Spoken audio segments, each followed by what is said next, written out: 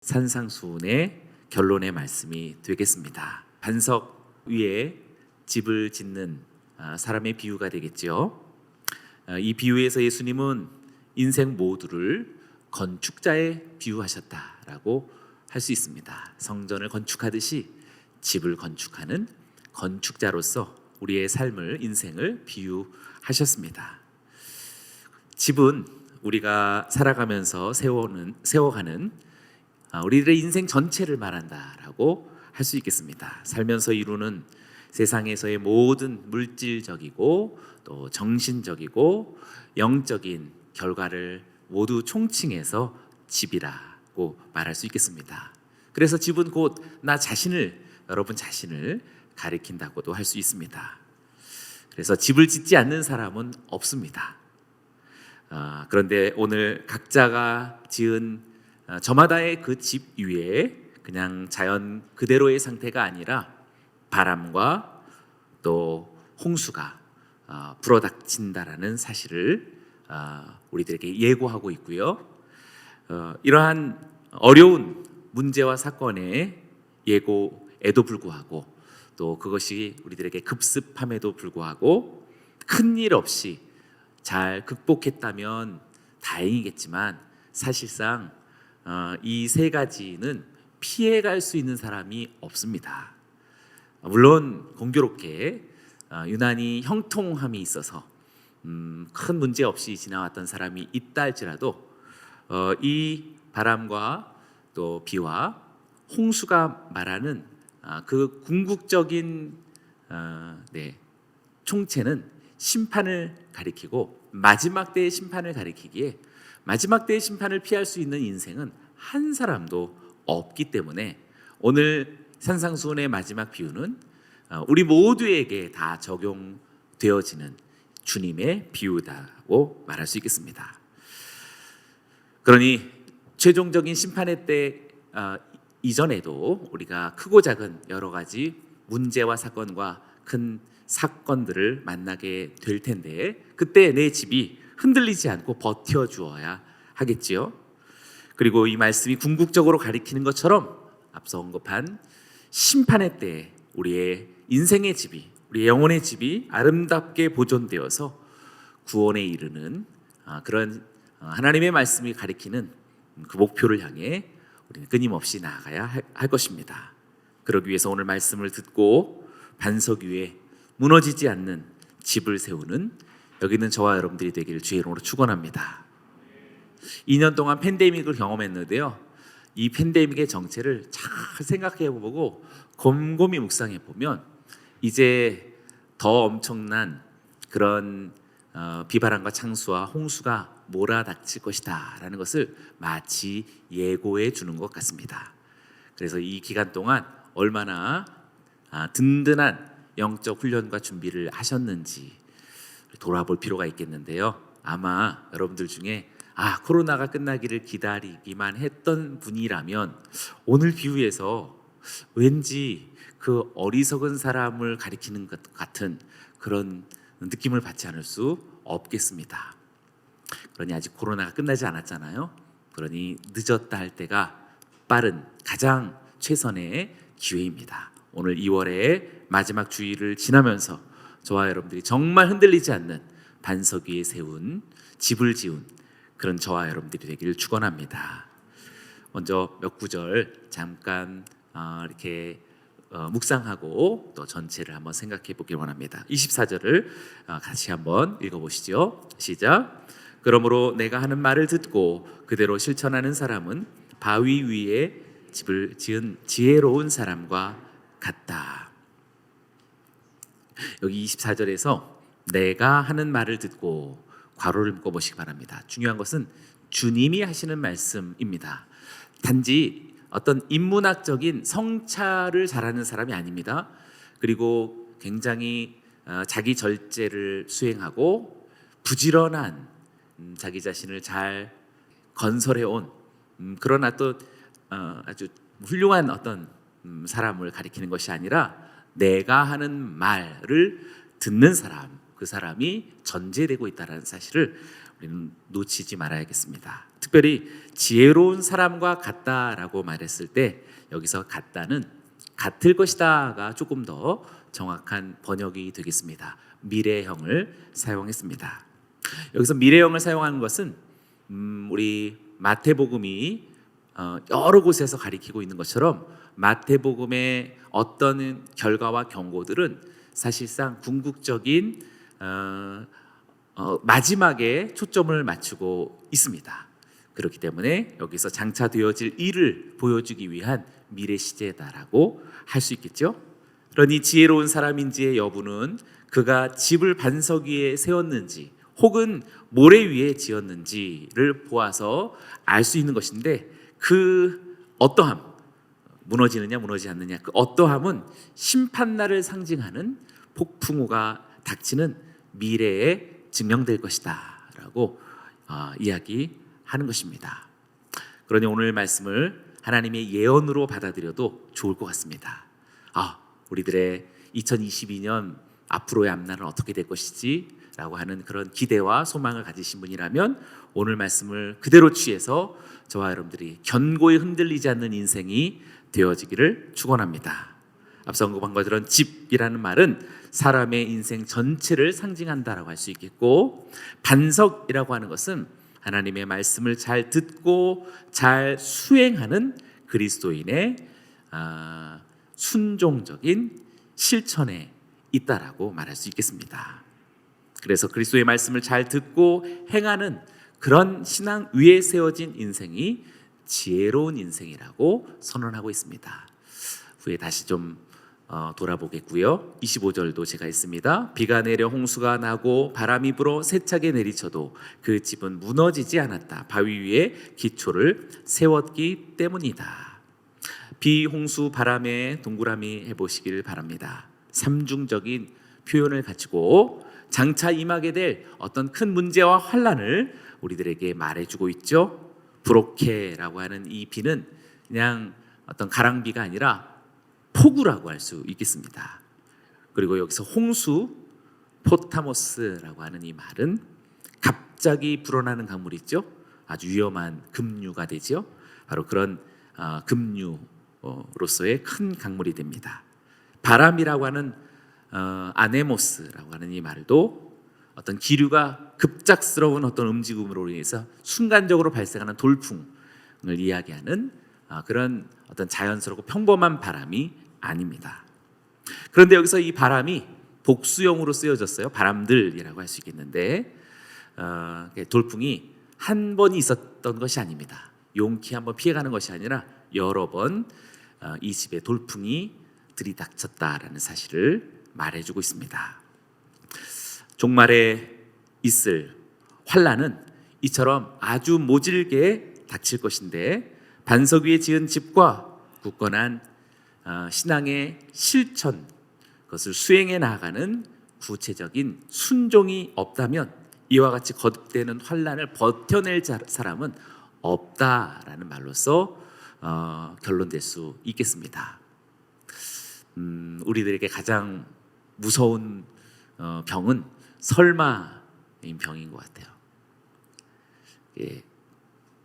정말 닥치기 전에는 설마가 늘 우리 안에 존재하고 있는 것 같습니다.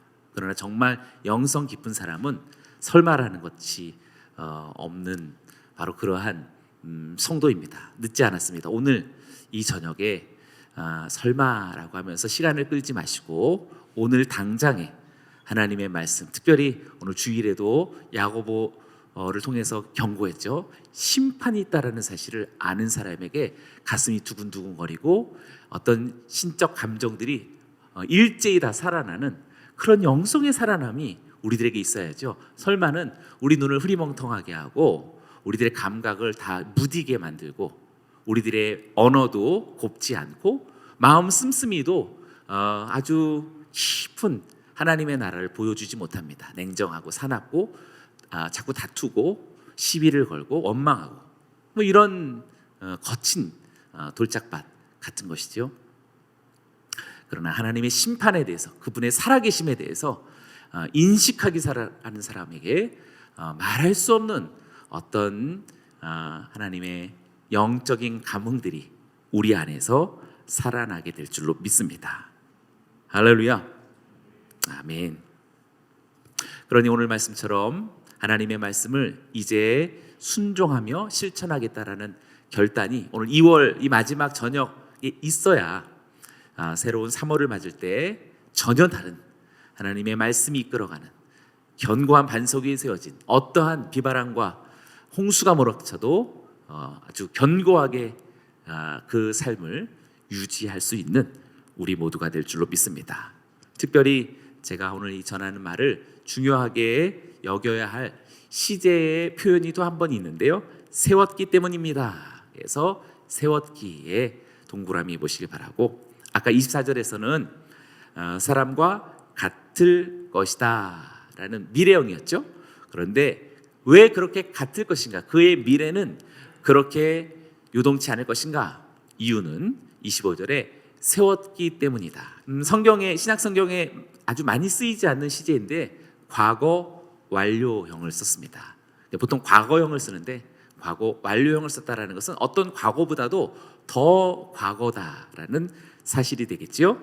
어떤 과거의 시점보다 더 먼 과거에 세워졌다라고 이야기합니다.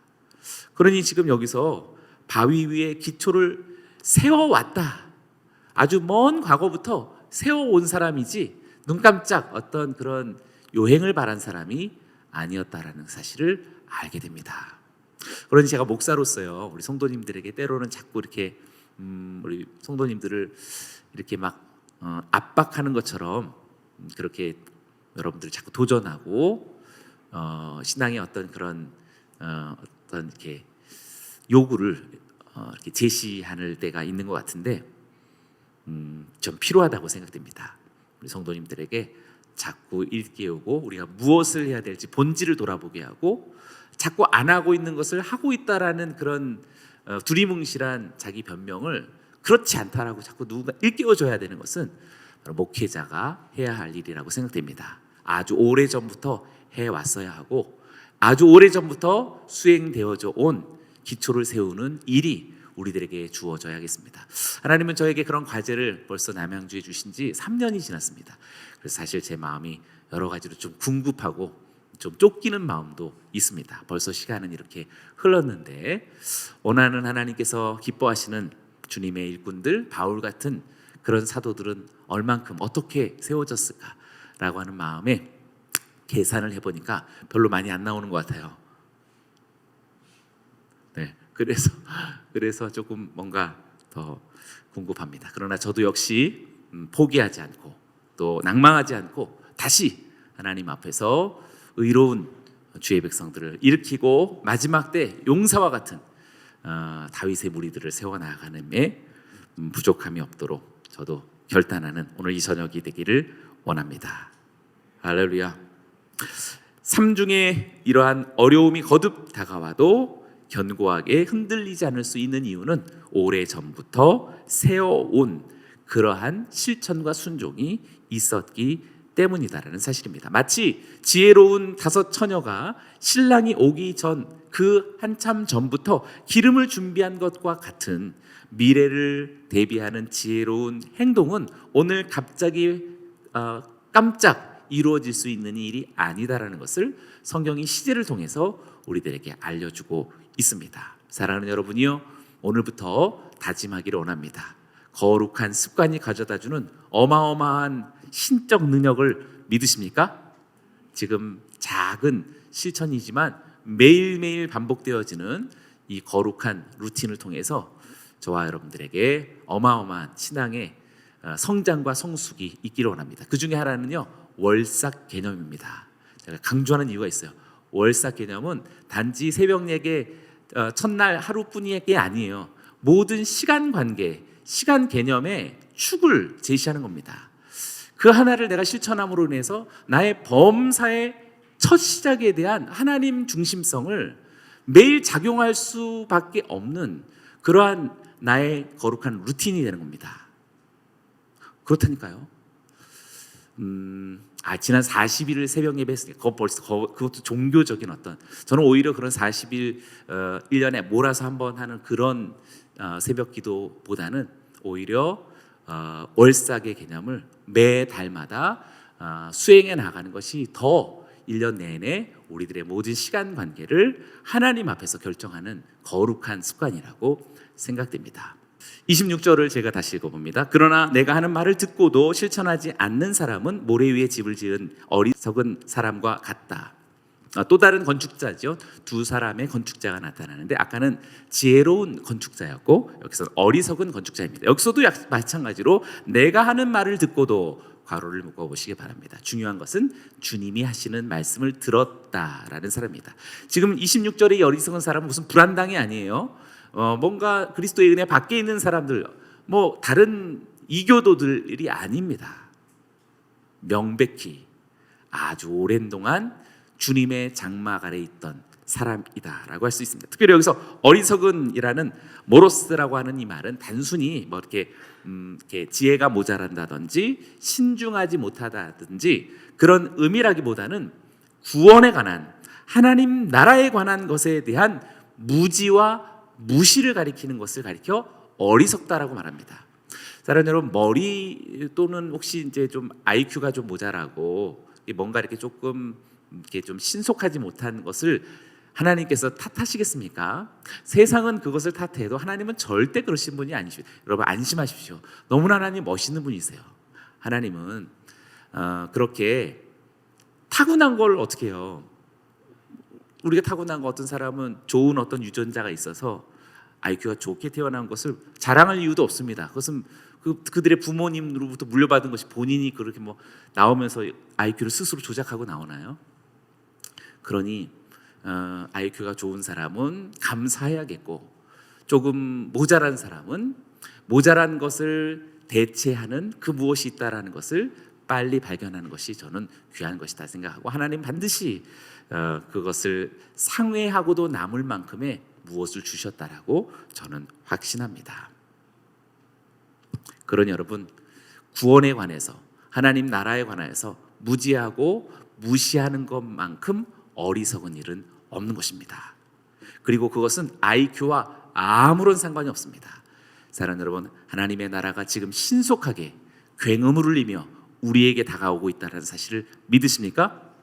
아멘. 그리고 구원은 3시제 구원을 받았고 구원을 받고 있으며 구원을 곧 이룰 것이다 라고 하는 3시제 속의 영속적 개념이다라는 것을 우리가 기억한다면 하나님의 구원을 이루어 가려는 그러한 거룩한 소망이 오늘 우리들에게 항상 있는 사람만큼 지혜로운 사람은 없다라고 생각됩니다.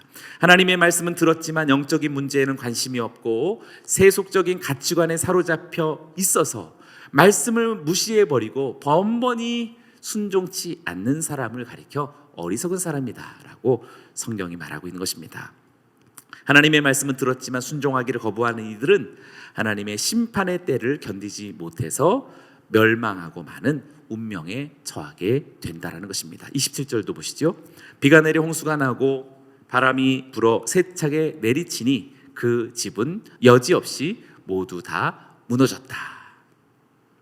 여기서 무너졌다라고 하는 이 말은 25절 속에서도 무너지다라는 단어와 같은 어원의 말을 사용하고 있습니다. 망하다, 죽다라고 하는 그런 의미도 갖고 있죠.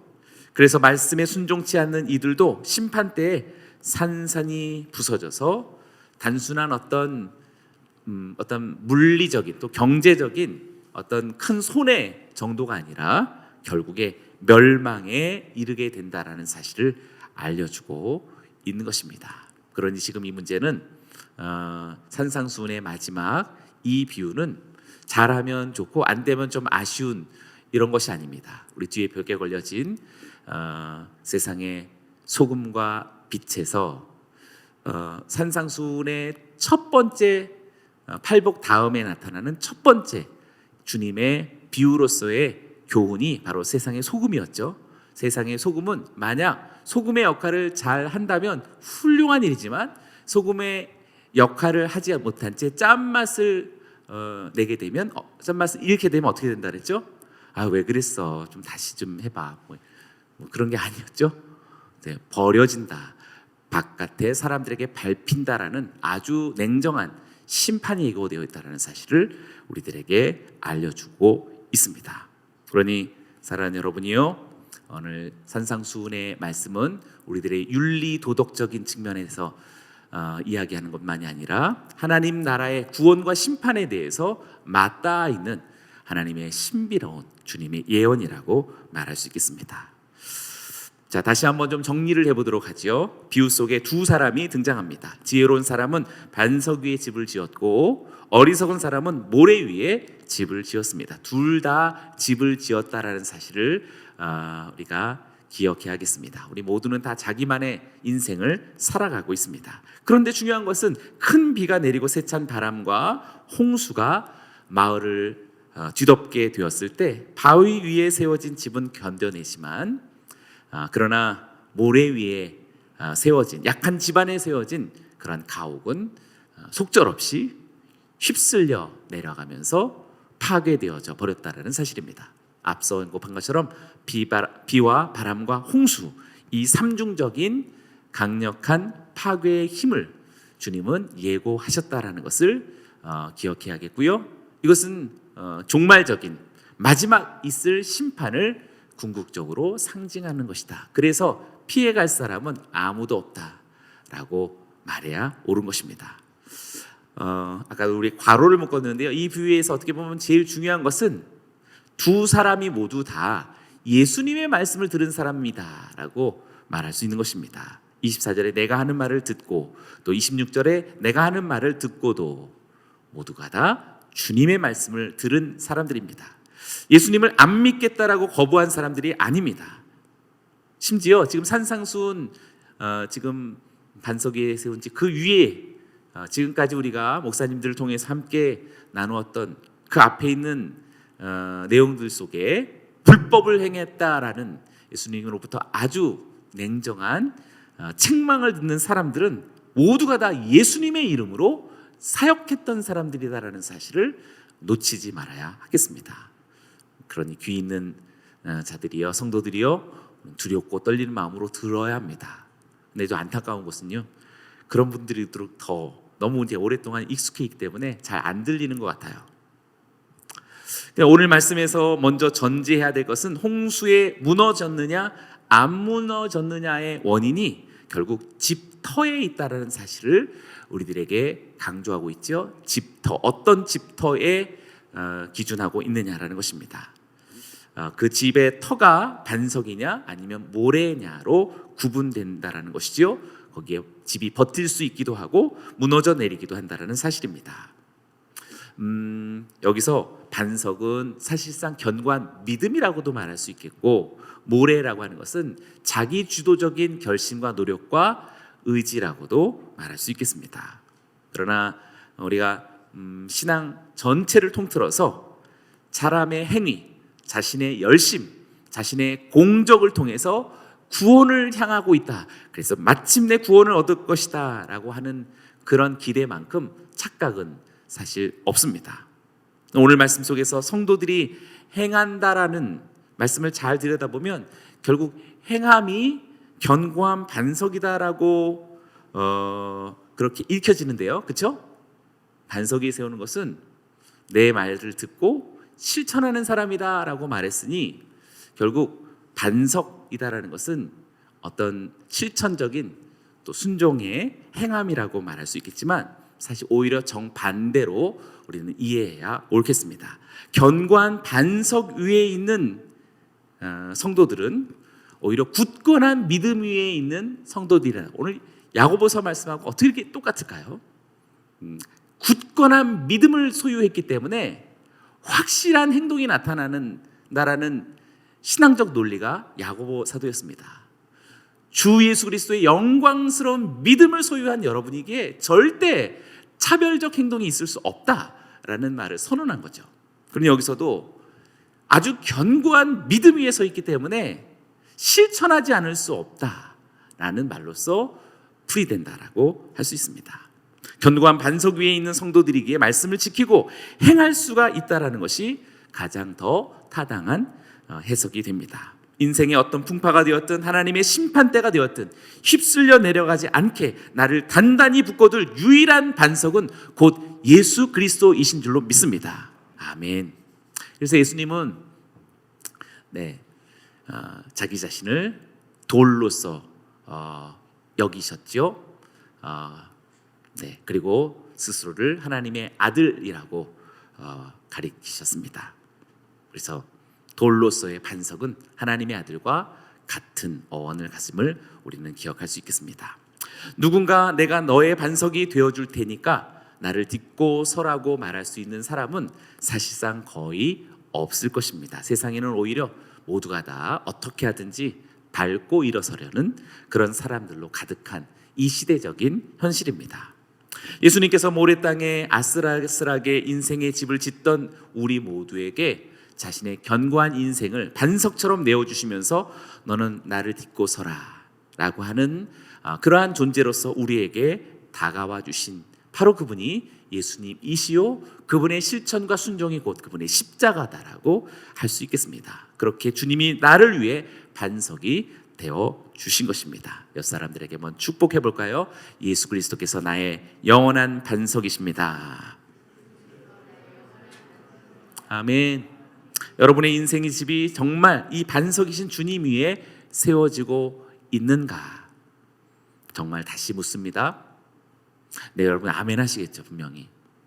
아멘 하시겠죠. 그러나 그 아멘이 정말 교제 중에 있는, 정말 달콤한 사랑 가운데 있는, 그리고 그 가슴 뭉클한 주님의 애절한 그 눈물의 사랑을 나누고 있는 그 진실한 친밀함 속에서의 주님의 반석 위에 세워져 있는가라는 말은 정말 다릅니다.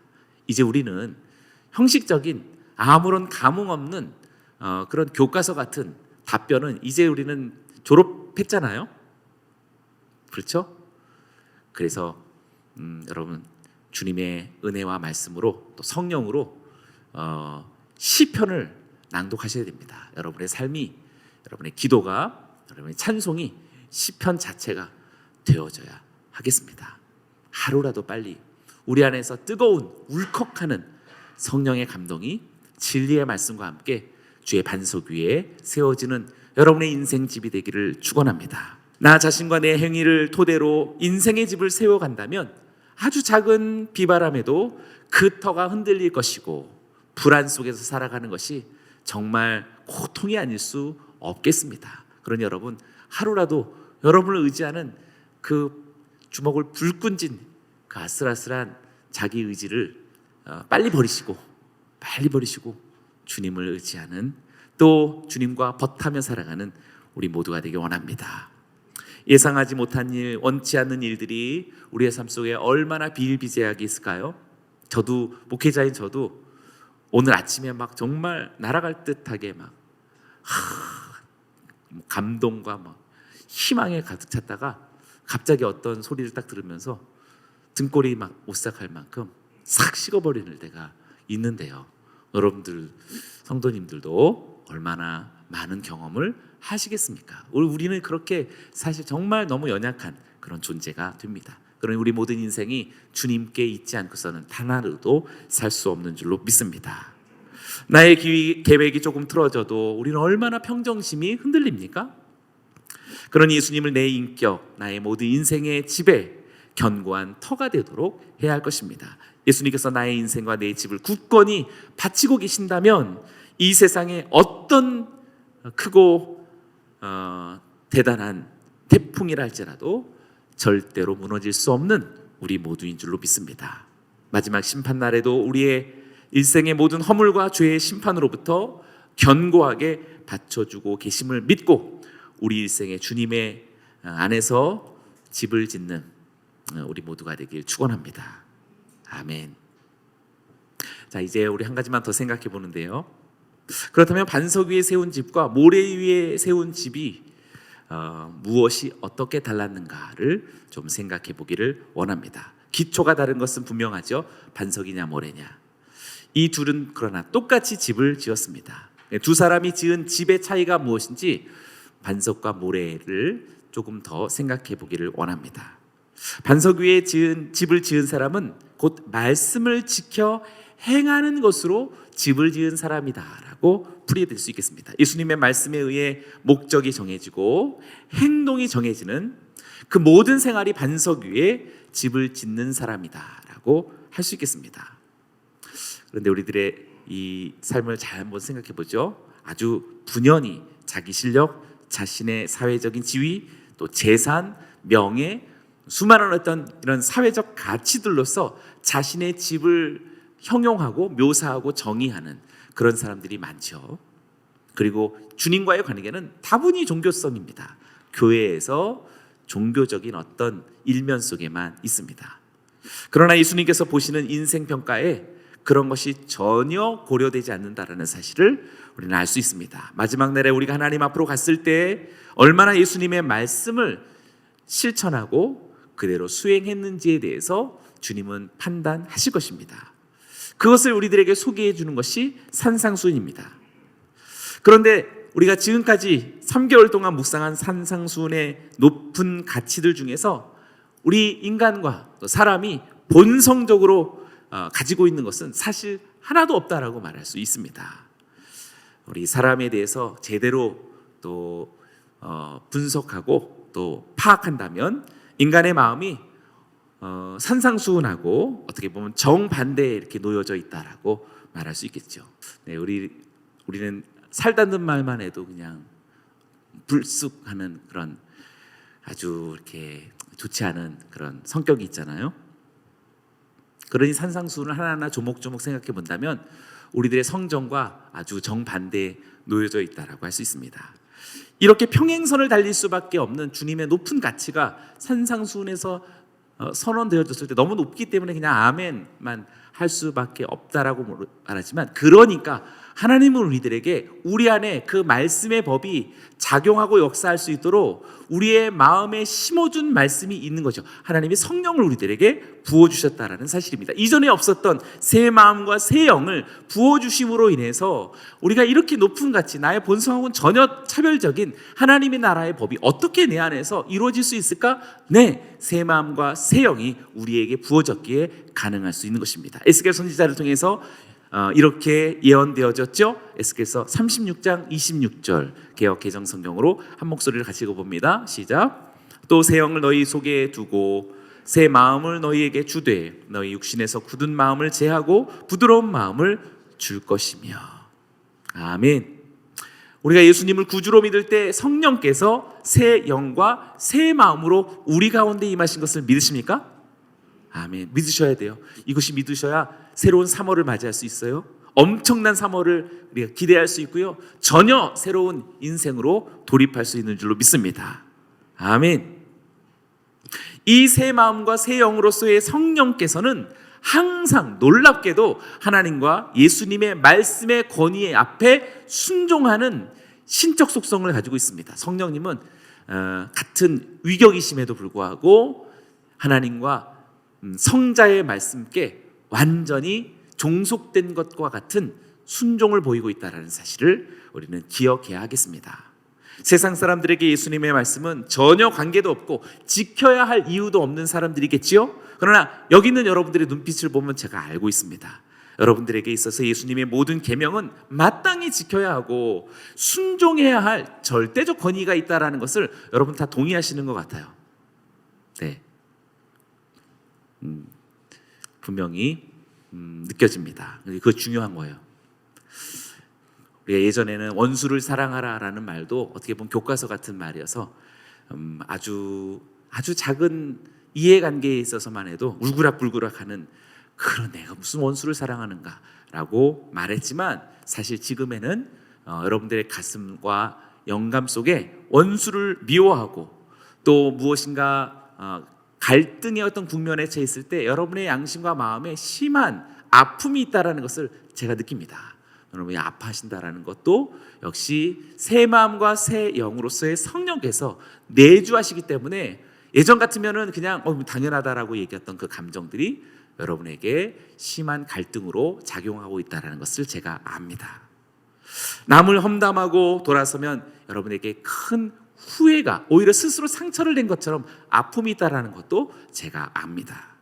그리고 적극적으로 선을 베풀지 않았다는 것과, 그리고 이번에 무엇인가 동참했어야 되는데 그렇지 못했다라는 것, 특별히 목사님의 어떤 부탁에 아멘하지 못하고 돌아서는 여러분들의 마음속에 아주 깊은 아픔이 있다라는 것도 제가 압니다. 이것은 여러분들이 본래 성품이 좋아서가 아니라 하나님의 성령께서 여러분 안에 계시기에 여러분의 감정이 자꾸 그렇게 어떤 하나님의 마음에게로 향하는 경향성을 갖게 되었다라는 사실입니다. 그런 죄책감, 선한 사실 죄책감이라고 할 수 있겠죠. 그러니 회개하지 않을 수 없게 됩니다. 성령님께서 이 산상수훈을 십계명과 같은 돌판에 새긴 것이 아니라 우리의 마음판, 감정과 마음속에 새겨 놓으셨기 때문에 우리가 어떤 사건과 정황을 만날 때마다 주님의 마음과 감정으로서 반응할 수 있게 된 것입니다. 하나님께 받은 이 새 인격은 끊임없이 그 상태를 유지하려는 노력 없이는 사실 저절로 되어지지 않습니다. 그래서 여러분들에게 은혜가 깊어지고 말씀이 작용할 때 그 마음과 감정은 점점 더 민감해지고 깊어졌죠? 그렇죠? 그런데 담쌓고 살아가고 하다 보면 사실상 여러분들의 마음이 얼마나 황량해지는지는 스스로 아마 경험하신 바가 많을 것입니다. 옛 인격은 그냥 두어도 왕성하게 끌어오르는 그러한 우리들의 지난날의 모습이겠지만, 예수님의 말씀대로 살려는 우리의 삶이 그러한 옛 성품과 인격으로서는 매일매일 실패한 모습처럼 다가오게 될 것입니다.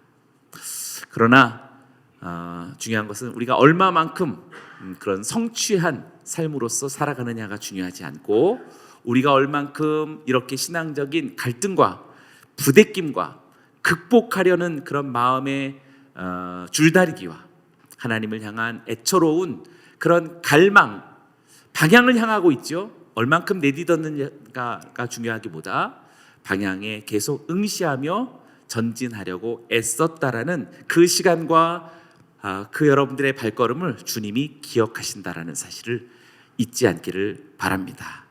여러분이 예배를 통해서 하나님의 경의 말씀을 갖고 씨름하는 삶을 통해서 여러분 분주한 삶을 쪼개어서라도 주님의 섬김과 봉사의 직무 속으로 여러분 자신을 투신하려는 그러한 마음의 애씀을 통해서 왼뺨을 때리는 누군가에게 이를 악물고라도 잘 인내해 나가려는 그러한 마음의 큰 애씀을 통해서 예수님의 말씀이 여러분 안에서 얼마나 아로새겨 가는지, 그것이 바로 여러분의 집을 짓는 건축자가 되고 있다는 사실입니다. 하나님은 성도들의 이러한 처절한 싸움들을 기억하고 계십니다. 그렇게 쌓아 올려져 가는 것이 우리들의 인생의 집인 줄로 믿습니다. 반면에 모래 위에 세운 집을 지은 사람은 26절 속에서 다시 한번 발견되는데요. 같이 한번 다시 읽어볼까요? 시작. 그러나 내가 하는 말을 듣고도 실천하지 않는 사람은 모래 위에 집을 지은 어리석은 사람과 같다.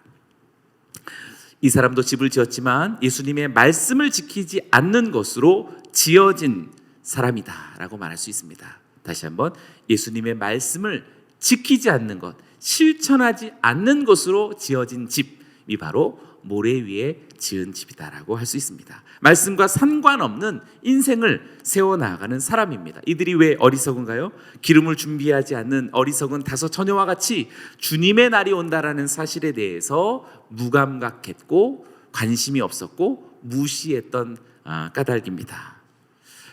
반석에 집을 짓는 지혜로운 사람들은 예수님의 말씀의 권위 아래 복종할 뿐만 아니라 이것이 나를 위한 계명이다라는 것도 압니다. 말씀대로 사는 게 행복하고 평탄한 길이라는 것을 압니다. 그러나 모래 위의 건축자들은 그것을 전혀 모릅니다. 말씀의 통제를 받지 않고 자기가 원하는 대로 살아가는 삶을 어제도 그랬고 오늘도 그랬고 지난달에도 그랬고 작년에도 그래왔고, 종교적인 어떤 울타리가 주님의 집에 있기 때문에 본인이 주님과 대단한 관계에 있다라는 착각만 가질 뿐입니다. 그래서 기도도 하고 성경도 읽고 신앙적인 행위로 열심히 했다 하더라도 엄청난 함정이 있다라는 것을 모르고 있는 것입니다. 신앙생활에 도사리고 있는 위험한 요소임에도 불구하고 그것을 알지 못하는 것이 오늘 이 반석 위에 세운 집의 비유 바로 몇 구절 앞에 이런 본문이 있었던 것도 아마 모를 수 있겠습니다. 22절을 한번 같이 읽어볼까요? 시작.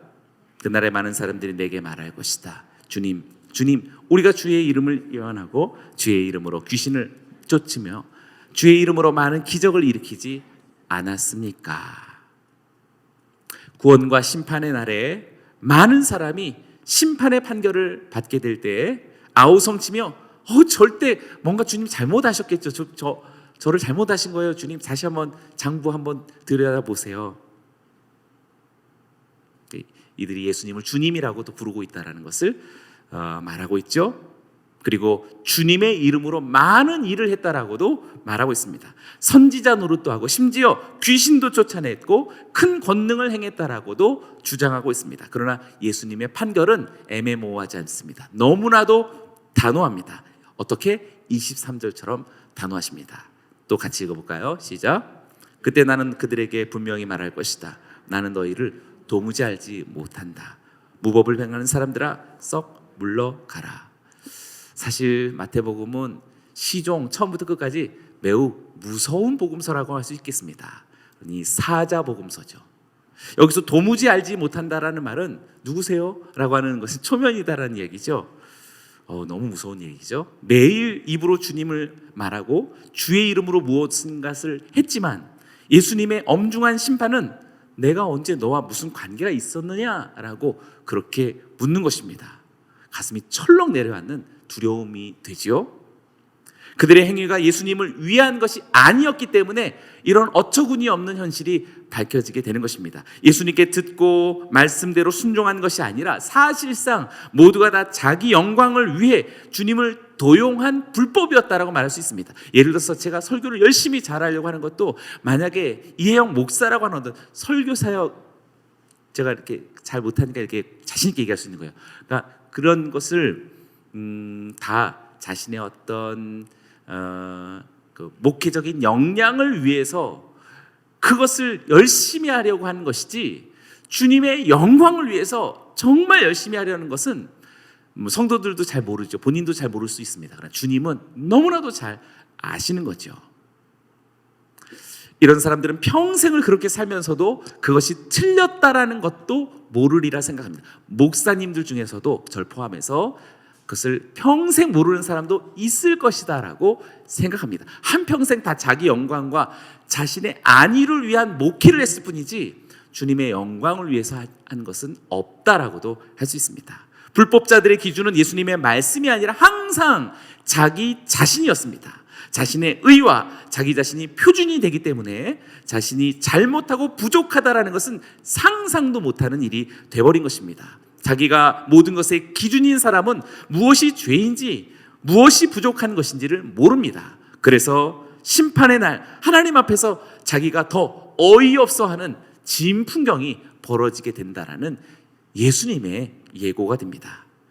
심지어 산상수훈에서 라가 미련한 놈이라고 말하는 그것만으로도 지옥에 갈 것이다라고 하는 예수님의 설마 예수님 그 정도 가지고 요즘 세상이 어떤 세상인데 그 정도 가지고 빙산의 일각은 사소한 욕에 지나지 않을지라도 정말 그 사람이 라가 미련한 녀석 같으니라고 라고 아주 작은 말인 것 같지만 주님은 그 빙산의 일각을 보고 하시는 말씀이 아니라 그 빙산에 잠깐 뾰족히 튀어나온 것 그 밑에 얼마나 어마어마한 기저 속에 뿌리를 내고 있는지 주님은 아신다라는 사실입니다. 수면 밑에 거대한 죄의 뿌리가 그 라가라고 하는 단어 자체가 아니라 그 라가라는 말을 하게 되어진 근원 속에 어디까지 뿌리를 내고 있는지 주님이 아시기 때문이라는 것이죠. 뿌리를 볼 수 있는 것이 반석 위에 집을 지은 성도이고 삐져나온 빙산의 일각조차라도 항상 자기 합리화하기에 전문가였던 사람들이 바로 모래 위에 집을 짓는 사람이다라고 말할 수 있는 것입니다. 우리의 인생집이 반석이신 예수님 위에 세워지고 있음을 우리가 확인하게 되기를 원합니다. 저와 여러분들이 그러한 삶, 정말 눈부신 주님과 교제하고 주님을 인식하고 심지어 하나님의 구원에 대해서 감격하는 것은 물론이요, 엄중할 만큼 꺼지지 않는 지옥불이 있다라는 이 심판에 대해서도 두렵고 떨리는 마음이 가슴을 두근두근하게 하는 그러한 살아있는 신앙으로 다시 도약하는, 그래서 6개월 동안 예배를 잠깐 멈추면서라도 우리들의 사역이 그냥 사역이 아니라 정말 주님과의 깊은 인격적 사랑의 교제 가운데 있기를 바라는 잠깐 침묵으로서의 이 시간들 되기를 주님의 이름으로 축원합니다. 할렐루야. 우리 하나님께 영광의 말씀을 올려드립니다.